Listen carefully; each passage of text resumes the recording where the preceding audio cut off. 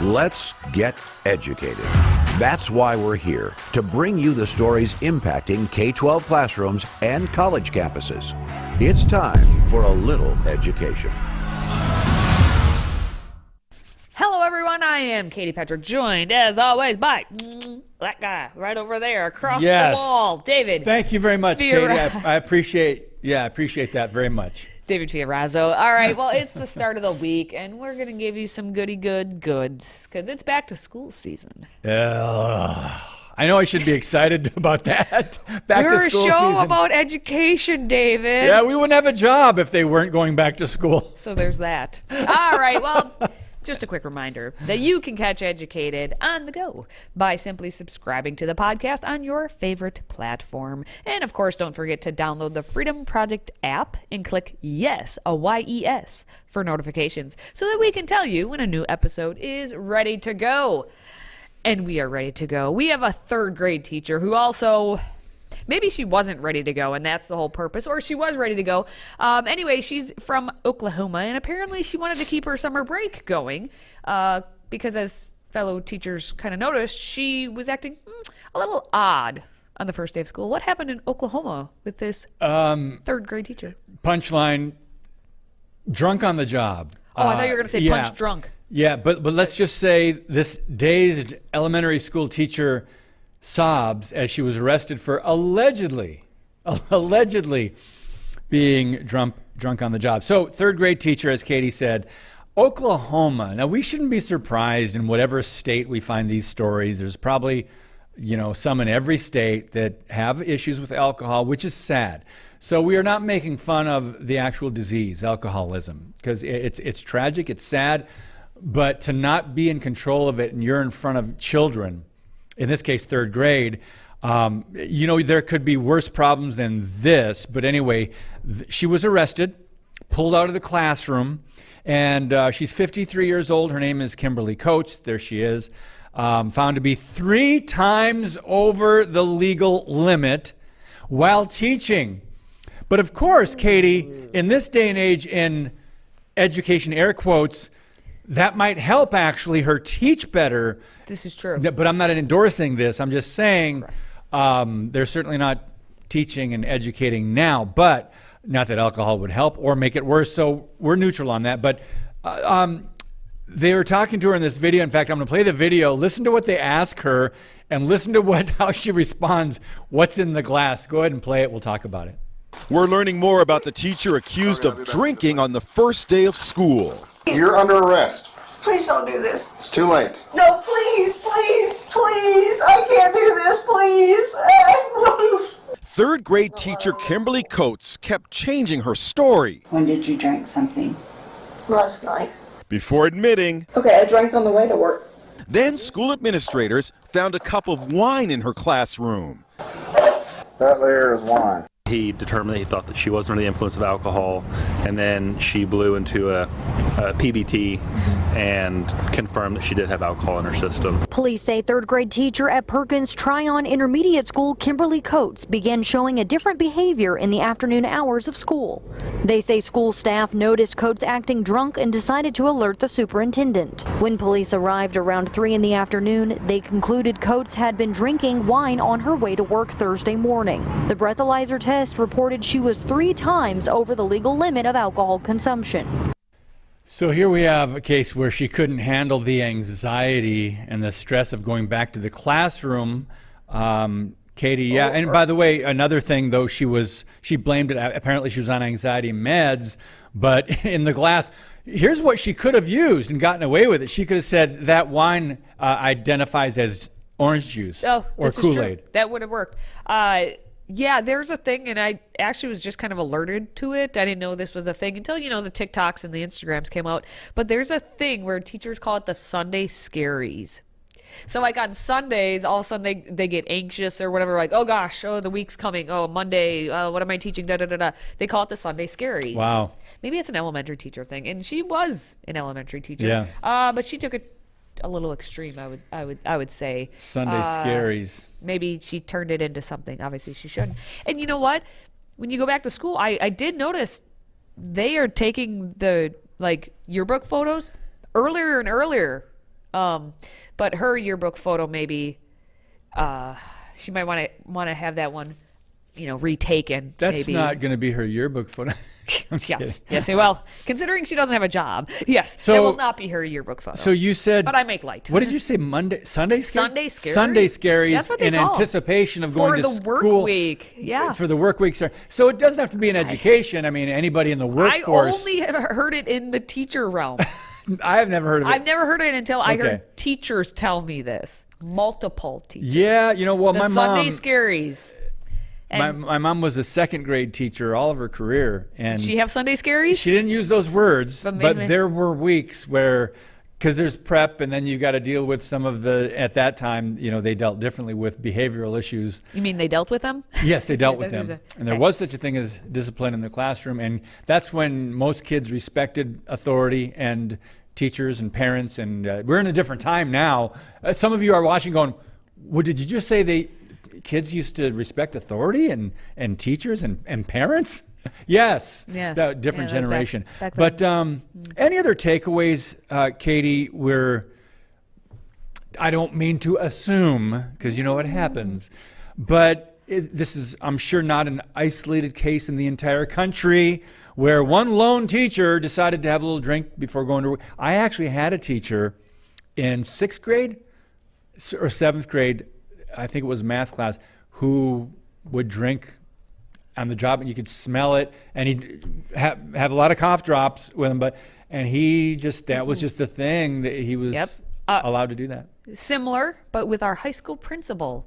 High school who- principal, wow. High school principal, he only made it through freshman year of my high school because his alcoholism got so bad, and he stole alcohol from a grocery store, and he Wow. then passed away from psoriasis. No Oh. shock there. Yeah, That's it's sad. the whole thing. It's tragic. This happens a lot more than you think. So yes, we're making light of it, and it is kind of haha.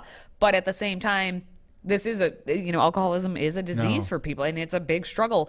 And hopefully that she is now able to, she's out of the classroom.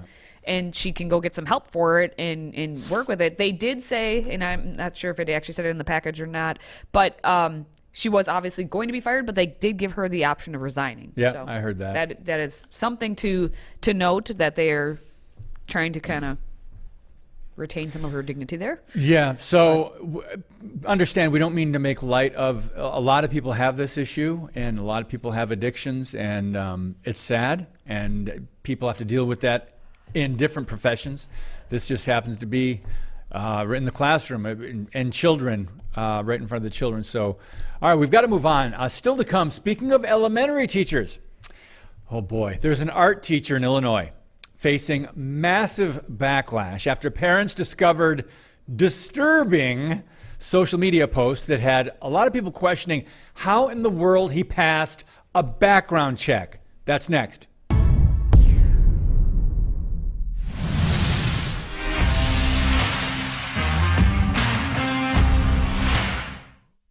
Well, yet another disturbing story to kick off Yeah, our jeez. week. We have a school district in Illinois who fired a grade school teacher who had posted about Satanism. David? That's all? That's all. Oh, yes, one more thing. Also, he admitted to having bipolar disorder with psychosis. He's an art teacher, or was an art teacher, hired at the William J. Butler Elementary School in Lockport and 3 other schools. It was circulated widely on social media by the popular, Libs of TikTok account, so everyone was made aware of what he actually claims, I guess. Take a look. At this time, the board is ready to take action. We are seeking a motion and a second to approve the dismissal of Christopher Martin, art teacher at all elementary buildings, effective immediately. The first day of school for Homer District 33C tarnished with controversy over a new elementary teacher and social media posts that appear to be connected to him. I've seen some anti-religious. There's definitely child sacrifice. There was Satan worship. If he has his lifestyle, so be it.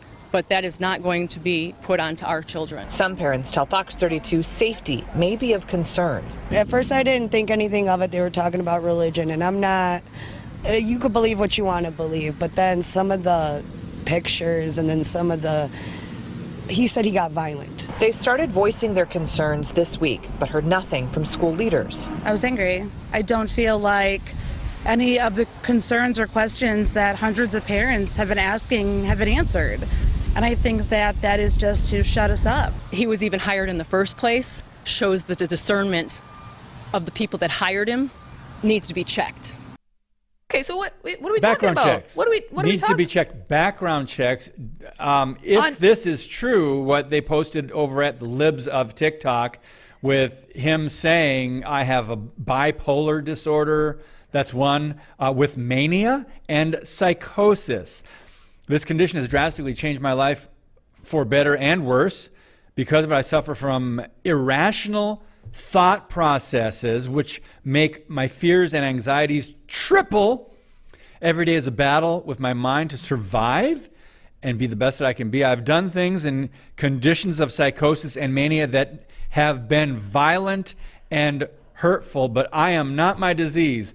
And of course, below that, he has an F the police with an upside down or backwards American flag. That's wonderful. We've done that stuff too, yeah. But this is, if this is actually his post, yep.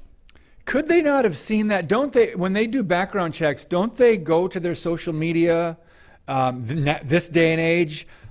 Isn't that one simple step that you can find out about someone online? Well, when you're hired, especially teachers that are going to be dealing with young children? Yeah, so the official background checks that are done, or you have to pay for them and whatnot. But yes, you would think one would think, wouldn't one? One would think that you would. And here's part of it is someone who maybe is younger at the school, who knows social media maybe a little bit better than maybe some of the other employees could help. What are you saying? Facilitate the old principal and superintendent might not think to look on social media. If they're 50 or older, they're going to need help from the younger generation. But what is interesting, and it's very clear, is the people who would post things like this about having diseases or wanting to basically put a life diary out there, you can easily find it because they were seeking the attention of it. Like, why would you put out there that I have bipolar and I have mania and psychosis and I hurt people and I did it, especially if you're trying to be around children. Like, people who do these types of like diary entries on social media don't think of consequences and think, oh, no one's going to find it, or just accept it. Because as he says, I am me and I know me and I love me. And I love me. And I want to draw attention to that shirt that he's wearing. There's Baphomet. There's Satan. Respects pronouns. So obviously he's got the rainbow shirt on in the other photo. He's got the satanic shirt on, which, by the way, I have a hard time separating the two. The demonic, whether it's drag agenda or LGBTQ ideology, separating the two from Satan and the work, because it's anti-Christ, anti-God, anti-biblical worldview. What is the anti of that? It would be demonic agendas. And so, yeah, Satan respects pronouns. What does that mean? I would love for him to explain that one. Satan, can you speak up? What are your pronouns? How do you So respect he's them? okay Yes. with whatever pronoun you are demanded to use. So again, the point, as we got a theme in this show, looking out for your children is really screening those who are going to be teaching them. And I just listened to an old interview with Ken Ham, Answers in Genesis, and they've got a great curriculum for children, by the way. But he says, the wisest thing you can do is get your kids out of the public schools. I mean, this day and age, we've been doing this for I don't know how long, the show, not a lot of years, but I mean, we've been talking about these things for a long time. Yeah.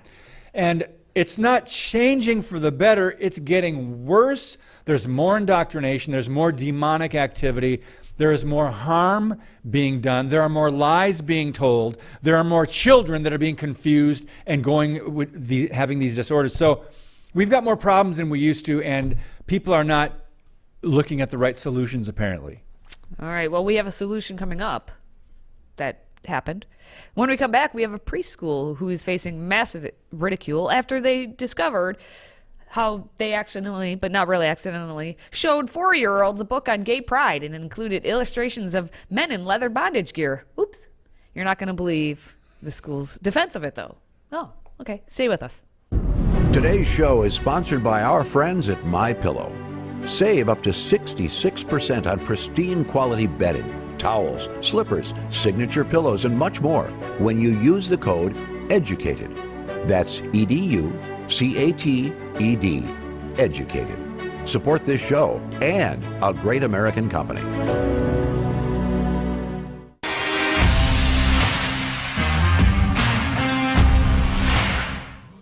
So we sort of have a little bit of irony, kind of accidental irony in this next one. We have a couple who took their 4-year-old daughter out of a preschool after the parents say that they were branded bigots for complaining about a book that featured men in bondage and with some trans top surgery scars. Now, here's the thing. What? The school is called Genesis Preschool. Hey, David, did you learn anything when you read the book of Genesis? Maybe chapter 1? Yeah, I learned a lot. Learned a lot about creation. 7. And also learned about how science and biology align with the biblical worldview on creation, not like what people think today. Yeah. Oh, Yeah, good. I'm just glad. one thing I learned. Just one thing. All right. Well, this school is actually in Hull, East Yorkshire, England. So Okay. Will and Maria Taylor were horrified, they said, when they spotted images of men who are partially naked in leather bondage gear in the pages of a book called Granddad's Pride. Now, one image featured trans men with top surgery scars, sparking a furious reaction from the parents who claim it encourages body modifications way too early, as yes, it does. They're calling them modifications? Yeah, well, okay. that's what the article, Body how modification. they Not went. mutilation, Well, ladies and gentlemen. Modification. There we go. One image in the U.S. version of this book, because there's different versions, Okay. actually shows the two men in fetish gear kissing during a pride march, while another marcher holds up a sign saying, all we need is love. Which, that should be also in the British version, because the Beatles are from across the pond, so all we need is love. Now, Granddad's Pride is the creation of Waterstone's children's book-winning author and illustrator, Harry Woodgate. So What a name. That's Harry? Harry Woodgate. Right there. Okay, that's Harry. That's Harry Got Woodgate. it. I'm trying to With follow all the this. bells and whistles as well. He came out of the womb with 2 hearts on one on each cheek, and a colored pencil on his forehead, apparently. Destined to be a children's book author and illustrator. So anyway, Harry Woodgate uses they, them pronouns. Get that correct. The book has a 4+ reading age. So, hey, it was 4-year-olds who were reading it, so we're good, right? We warned them. We said it would be for 4-year-olds. Okay. Clearly, it's for 4-year-olds. Yep. And it tells the story of Millie, who's spending the summer in Granddad's cottage by the sea. Now, when Millie is playing in the attic one day, she unearths Granddad and Gramps's, because there's a Granddad and a Gramps, their old pride flag. Oh, and when boy. Granddad explains to Millie what pride is, he and Millie plan a pride march in the village. Children's books, back when they actually had morals. All right. Can we go back to that, please? Yeah. The book, times when we had morals, yeah. yes. Actually, Now, the Book Trust, which promotes the children reading, has already warned the parents that the illustration in Granddad's Pride include realistic depictions of what a pride march might look like, including a person dressed in adult leather wear and some images which are culturally sensitive. Parents and carers should read the book before sharing. So they did their due diligence by warning the people, hey, if you're going to read this book to kids, this is what... the thing is, they kind of admitted to what actually pride marches are. Yes, they're not family friendly. No, they're... Well, yes, they are all about the dressing with adult leather wear, as they say. And that, yes, all of that you see on your screen. So I also see in one of the pictures, I was looking for the right one, where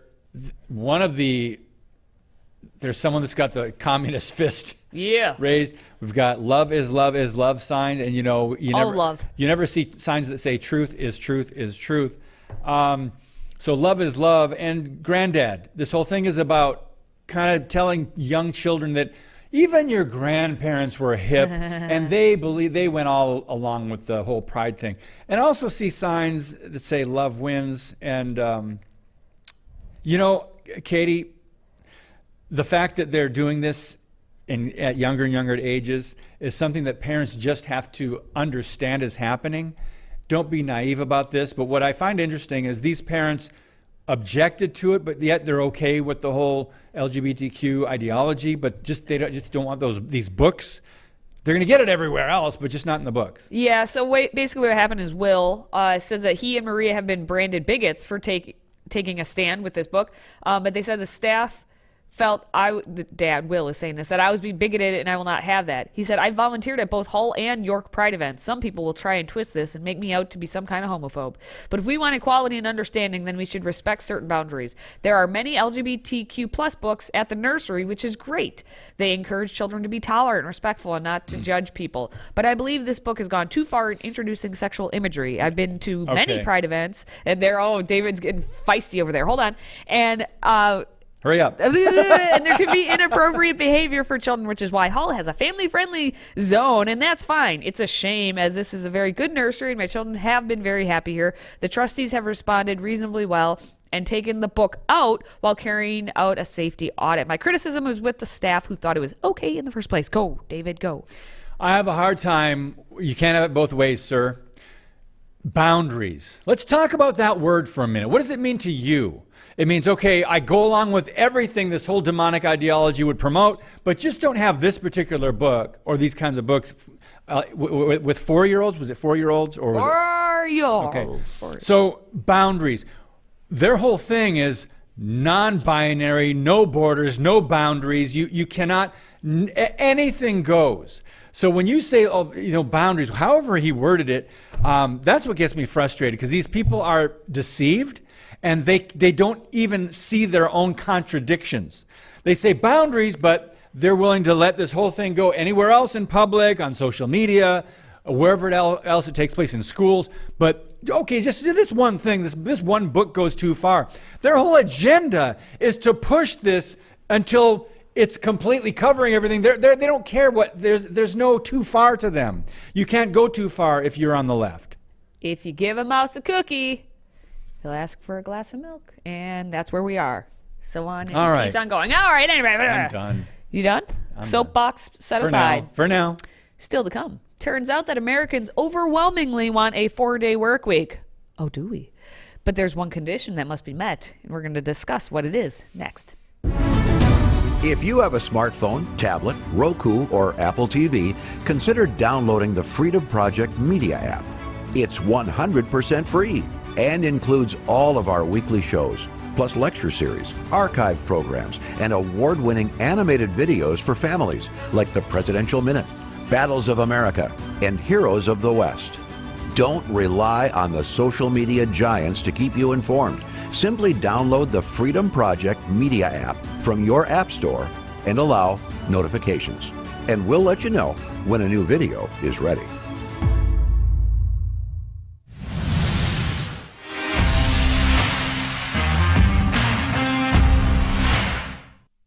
Well, surprise, surprise, most workers want a 4-day work week. How about you if you're in the working world? I had one for a while, and I actually liked it that way. But anyway, there's one condition to this. So global experiments to test a 4-day work week have gotten workers and their bosses on board with the idea. In the U.S., an overwhelming majority, guess how many? Have you seen this story? 87% of workers say they'd be interested in a 4-day work week. 82% believe widespread adoption in the U.S. would be successful, according to a May survey of over 1,000 people. And support for a condensed work week becomes more tenuous if remote work is off the table. So remote means working from home or from your coffee shop or from your basement in your pajamas. 75% of workers say they'd be interested in a shorter work week if remote work is allowed all or nearly all of the time, Katie, but just 51% of workers support a shorter work week if coupled with no remote work at all. So they're making demands. There's conditions. Shorten my work week, keep my pay the same, and let me work from home. However, they did say that 4-day work week was the 10-hour day. So it's basically you're just condensing it, okay? You're still doing your 40 hours. Okay. You're right. Arbitrary number that we put into place way back can when we for find labor when this laws 40 thing started? Yeah, you know what? Wisconsin actually led the charge on that. The whole manufacturing Wouldn't you thing. know? You want to talk about some Wisconsin history here? We could go back and get that 8 hours a day, 5 days a week thing. Anyway, this is a fascinating one. As you saw, it's broken down by generation. Obviously, it's a little different, David. Yeah. You know, those boomers, they're like, hey, no. We're less, I mean, there's still some people who are interested, but there are fewer people interested in doing the 4-day in the boomer generation than if you look at more the millennials and the Gen Xers. We're all like, yeah, we'll do it. Yeah. But when you say, oh, that means, okay, you want your 4-day work week? Sure, we'll trade you. You have to come into the office 4 days a week. And they're like, never mind. So it's an interesting. They want their cake and want to be able to eat it too. I want my pie, personally, but. So yeah, it says 93% of millennials and 88% of Gen Xers lead the way in being interested in this shorter work week. And I'm sure they're the ones that probably during COVID, they got to work at home quite a bit, a lot of them. Not everybody, but a lot of them. So yeah, I thought it was Dolly Parton that came up with the 5-day a week, 9 to 5. You thought it was her who came up with that whole idea. Wasn't it Dolly or someone like 9 that? 9 to 5. What a way to make a living. Fun fact. There's someone out there going, what is he talking? You want to know a fun fact? What? Go ahead. I listen/watch that music video almost every single day. It's for my children. They get to. We'd rather have them watching some of that. Yeah. My little toddlers. My little dog. She just dances to it. She loves it. All right. Go Dolly. She's getting that sass. Anyway, so it's interesting. What do you think? Let us know. Give us some feedback. Would you rather have the 5-day a week work week or 4-day or something else? Let us know. Go to stayeducated.org. Give us a little shout out about that. Yeah, and I would love your definitions of boundaries. That as well. Yes. Send your definition of what you think of boundaries should be in society. Today's vocabulary word is boundary. All right. Well, if you are a fan of the show, if you could like, comment, share, and again, send us a message. Let us know what your thoughts are, especially if you're out on that social media and you know how to work the social media and research the social media and can tell if teachers are not good for hire. Yeah. Well, screen anyway, them. Screen them, please. Now, for David and myself, thank you for watching. Thank you for listening. And thank you for supporting what we do. Until next time, stay educated.